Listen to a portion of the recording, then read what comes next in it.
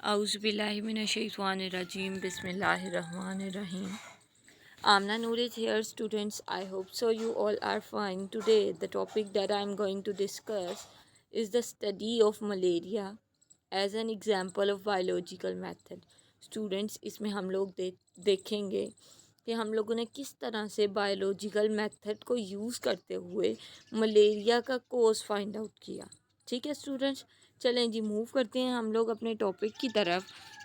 बच्चों कह रहे हैं कि जैसा कि हम पहले से ही जानते हैं कि मलेरिया जो है ना एक कॉमन डिजीज़ है बहुत ज़्यादा कंट्रीज़ में, स्पेशली इन पाकिस्तान में भी मलेरिया एक कॉमन डिजीज़ है।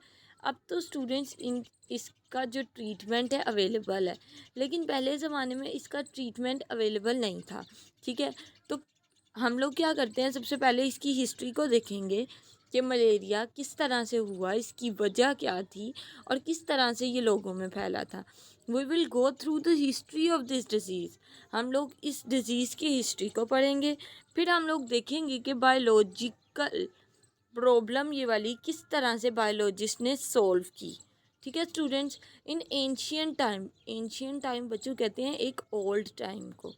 ठीक है, तकरीबन 2000 साल पहले बच्चों डॉक्टर्स को मलेरिया के बारे में पता चल चुका था। फिजिशियंस जानते थे कि मलेरिया क्या है। ठीक है, अब मीन्स के मलेरिया उस टाइम पर हर जगह पर फैला हुआ था। उन्होंने इसे डिस्क्राइब किया, it is a disease of chill and fever.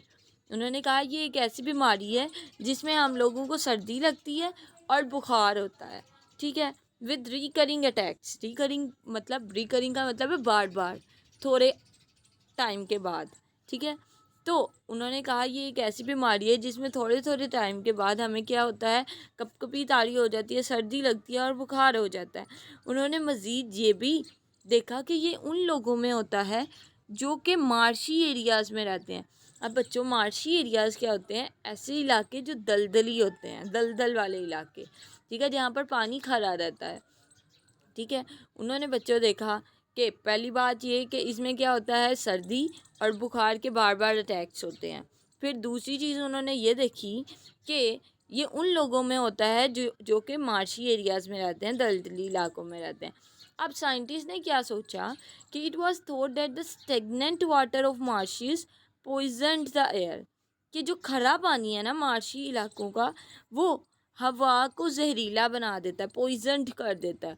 और एज अ रिज़ल्ट क्या होता है, breathing in the bad air. तो फिर जो लोग वहाँ पर मार्शी एरिया के इर्द गिर्द रहते हैं वो जहरीली हवा सांस में लेते हैं, मीन्स के गंदी हवा को सांस में लेते हैं और फिर उन लोगों को मलेरिया हो जाता है।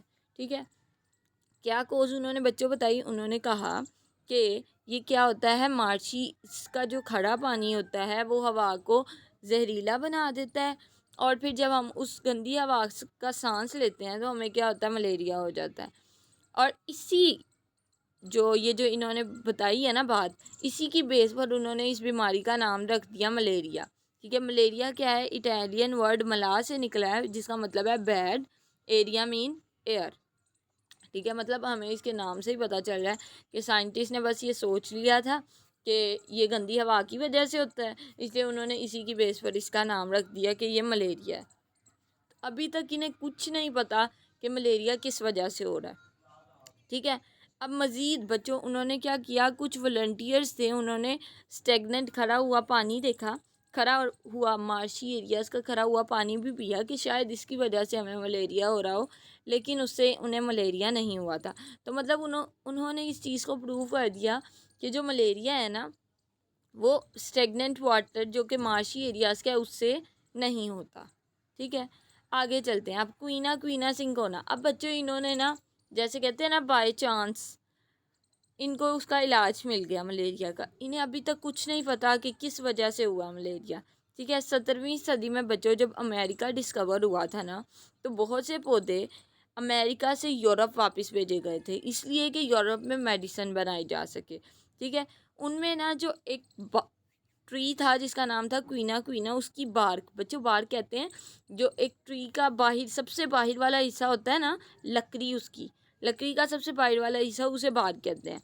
अब क्या हुआ बच्चों कि इन्होंने क्या किया, जो क्वीना क्वीना जो ट्री था ना, उसकी बार्क को यूज़ किया फीवर के इलाज के लिए।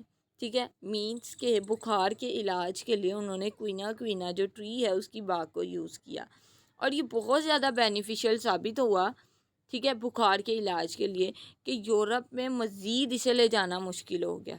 फिर कुछ बेईमान मर्चेंट्स, कहते हैं ताजिर, ठीक है, कुछ बेईमान ताजिरों ने क्या किया बच्चों, उन्होंने क्वीना क्वीना की जगह कोई और ट्री जो कि क्वीना क्वीना से मिलता जुलता था, वो वहाँ पर यूरोप में बेचना शुरू कर दिया। उस ट्री का नाम था सिंकोना।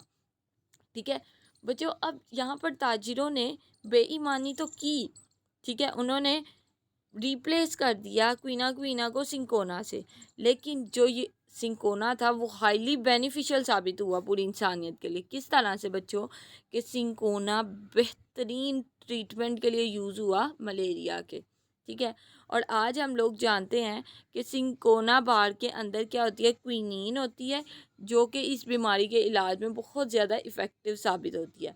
सो स्टूडेंट्स, क्वीना क्वीना और सिंकोना में हमने क्या देखा कि जब अमेरिका डिस्कवर हुआ तो क्वीना क्वीना ट्री, काफ़ी ज़्यादा ट्रीज़ जो थे अमेरिका से यूरोप भेजे गए ताकि मेडिसिन बनाई जा सके। ठीक है, और हुआ क्या कि ये बहुत ज़्यादा बेनिफिशियल था क्वीना क्वीना ट्री बुखार के इलाज के लिए, तो इसको मज़ीद उधर भेजना क्या हो गया, मुश्किल हो गया। तो ताजिरों ने क्या किया, इसे रिप्लेस कर दिया सिंकोना के साथ। ठीक है, जब उन्होंने बच्चों सिंकोना के साथ इसे रिप्लेस कर दिया तो हुआ क्या कि सिंकोना उससे भी ज़्यादा बेहतरीन साबित हुआ मलेरिया के ट्रीटमेंट के लिए। ठीक है, चलें जी, मूव करते हैं आगे हम लोग। लेवरन एंड अदर फिजिशियन। अभी तक बच्चों हम लोगों ने जो चीज़ स्टडी की है, क्या स्टडी किया है, हिस्ट्री स्टडी की है मलेरिया की। उसके बाद हम लोगों ने उसका ट्रीटमेंट देख लिया है सिंकोना और क्वीना क्वीना से। अब हम लोग बेसिकली बायोलॉजिकल मेथड की तरफ आ रहे हैं, जिसकी मदद से हम लोग क्या करेंगे, मलेरिया का कोज ढूंढेंगे। ठीक है स्टूडेंट्स, चलें जी आगे चलते हैं। अब क्या कह रहे हैं कि at that time physician treated malaria with cinchona without understanding the cause of malaria. अभी तक बच्चों मलेरिया का कोज नहीं पता चला, लेकिन सिंकोना ट्री की जो बाग है उससे मलेरिया का इलाज किया जा रहा था। 2 साल बाद क्या हुआ बच्चों, कि it was found that some diseases are caused by living organisms. 200 साल बाद बच्चों ये यकीन कर लिया गया, इस बीमारी मतलब मलेरिया के 200 साल बाद ये बिलीव कर लिया गया कि कुछ बीमारियां जो है ना, छोटे लिविंग ऑर्गेनिजम्स की वजह से होती हैं। मींस के ऐसे ऑर्गेनिज्म जिन्हें हम नहीं देख सकते। ठीक है, इसकी डिस्कवरी के बाद ये बिलीव किया जाने लगा कि मलेरिया भी किसी माइक्रो ऑर्गेनिज्म की वजह से ही होता है। ठीक है, 1878 में बच्चों एक फ्रेंच आर्मी फिजिशियन था जिसका नाम था लेवरन। बच्चों इस लेवरन साइंटिस्ट ने मलेरिया के कोज को सर्च करना शुरू किया। इसने क्या किया, मलेरियल पेशेंट का थोड़ा सा ब्लड लिया, ठीक है, और उस ब्लड को माइक्रोस्कोप के अंदर देखना शुरू कर दिया। ठीक है, उसने नोटिस किया कि कुछ टीनी लिविंग क्रिएचर हैं ब्लड के अंदर। ठीक है, लेकिन साइंटिस्ट ने इसकी बात पर बिल्कुल भी यकीन नहीं किया था। ठीक है, फिर इसकी डिस्कवरी के 2 साल बाद एक और फिजिशियन था, उसने दोबारा से ब्लड के अंदर छोटी क्रिएचर देखी मलेरियल पेशेंट के ब्लड के अंदर। ठीक है, फिर ये जो बच्चों सेकंड डिस्कवरी थी उसके 3 इयर्स लेटर, 3 साल बाद दोबारा से साइंटिस्ट ने एक छोटी क्रिएचर देखी। अब साइंटिस्ट ने उसे नाम क्या दे दिया, प्लाज्मोडियम का। ठीक है, आगे चलते हैं। अब बायोलॉजिकल मेथड का फर्स्ट स्टेप शुरू हो गया, ऑब्जर्वेशन। कह रहे हैं 19th सेंचुरी के लास्ट पार्ट तक क्या हुआ कि मलेरिया के बहुत से डिफरेंट कॉजेज़ बताए गए, सुजेस्ट किए गए कि इसकी वजह से मलेरिया हो सकता है, इसकी वजह से मलेरिया हो सकता है। लेकिन उस वक्त जो ऑब्जर्वेशन बच्चों बनाई गई थी वो क्या थी, मलेरिया और माशी एरियाज़ का आपस में कोई ना कोई ताल्लुक़ है, कोई ना कोई लिंक है।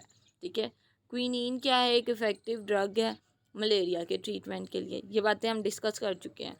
उसके बाद drinking the water of marshes does not cause malaria, कि अगर हम लोग मार्शी एरियाज़ का पानी पीते हैं तो वो क्या है, मलेरिया कोज नहीं कर रहा। और प्लाज्मोडियम जो है मलेरियल पेशेंट के अंदर देखा गया। अब बच्चों हमें आप लोगों, अगर आप लोगों को याद है कि ऑब्जर्वेशन को देखते हुए ऑब्जर्वेशन में से हम लोग एक स्टेटमेंट बनाते हैं जिसे हम लोग क्या कहते हैं, हाइपोथेसिस। ठीक है, तो अब साइंटिस्ट ने बच्चों जो इन्फॉर्मेशन अवेलेबल थी उसकी बेस पर क्या बनाई हाइपोथेसिस, उन्होंने कहा कि प्लाज्मोडियम मलेरिया की रीज़न है, plasmodium is the cause of malaria. ये क्या बना दिया हमारा हाइपोथेसिस।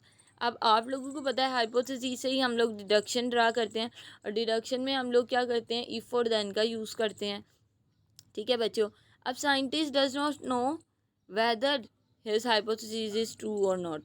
आप लोगों को मैंने ये भी बताया था कि हाइपोथेसिस ऐसा नहीं है कि हमेशा प्रूव हो कि ये ठीक है, हाइपोथेसिस कभी गलत भी प्रूव हो सकती है। ठीक है, तो साइंटिस्ट नहीं जानते थे कि जो हाइपोथेसिस है वो ट्रू है या रॉन्ग है, लेकिन बट ही एक्सेप्टेड, लेकिन उन्होंने इसे कबूल कर लिया कि ये हाइपोथेसिस जो हमने बनाई है वो ठीक है, और उन्होंने इससे डिडक्शन बनाई। ठीक है, डिडक्शन क्या बनाई, डिडक्शन में हम लोग इफ़ और देन का यूज़ करते हैं। उन्होंने कहा if plasmodium is the cause of malaria, अगर मलेरिया की वजह प्लाज्मोडियम है तो फिर हर बंदा जो कि मलेरिया से बीमार है उसके अंदर प्लाज्मोडियम होना चाहिए। ठीक है, चलें फिर अब इस ये जो डिडक्शन है उसे प्रूव करने के लिए हम लोगों ने एक्सपेरिमेंट करना है। ठीक है बच्चों, अब साइंटिस्ट ने क्या किया, 100 मलेरियल पेशेंट्स का ब्लड लिया। ठीक है, और उसे माइक्रोस्कोप के अंदर देखा। ठीक है, इसे क्या किया, एज अ कंट्रोल ग्रुप रखा, और दूसरा क्या, एक्सपेरिमेंटल ग्रुप के तौर पर उन्होंने 100 हेल्दी पर्सनस लिए। ठीक है, और उनके ब्लड को भी माइक्रोस्कोप के अंदर देखा। ठीक है, अब जो रिज़ल्ट बच्चों हमें मिला वो बहुत ज़्यादा हैरान कुन था। वो इस तरह से कि सारे के सारे जो मलेरियल पेशेंट्स थे उनके ब्लड के अंदर प्लाज्मोडियम मौजूद था, लेकिन जो 100 हेल्दी पर्सन हम लोगों ने लिए थे बच्चों, उनमें से भी जो 7 थे 100 में से, उन सब के ब्लड के अंदर क्या था, प्लाज्मोडियम मौजूद था। तो साइंटिस्ट ने बिलीव किया कि जो प्लाज्मोडियम है वो इंक्यूबेशन पीरियड में है।